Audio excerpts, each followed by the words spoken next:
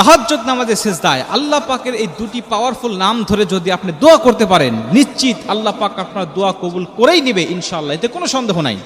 এত গ্যারান্টি দিয়ে কেন বলছি জানেন? কারণ আমি নিজেও এই আমলটা একাধিকবার করেছি, যতবার করেছি আল্লাহ ততবারই আমার দোয়াটাকে কবুল করে নিয়েছে। কারণ আল্লাহ নিজে ওয়াদা দিয়েছেন। আল্লাহ সূরাতুল আরাফের মধ্যে বলেন, ওয়ালিল্লাহিল আসমাউল হুসনা ফাদউহু বিহা। বান্দা, তুমি যদি দোয়া কবুল করতে করতে পেরেশান হয়ে যাও, আমি একাধিক মাহফিলে কিন্তু এই আলোচনাটা শেয়ার করেছি, আপনারা ইউটিউবে হয়তো শুনে থাকতে পারেন।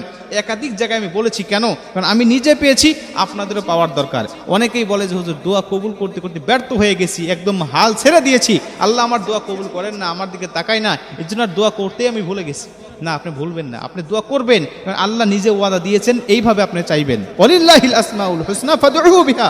আল্লাহ নিজে সূরা আরাফের মধ্যে বলেন, তোমার দোয়া কবুল যদি না করি তাহলে তুমি এইভাবে দোয়া কবুল করো। কিভাবে?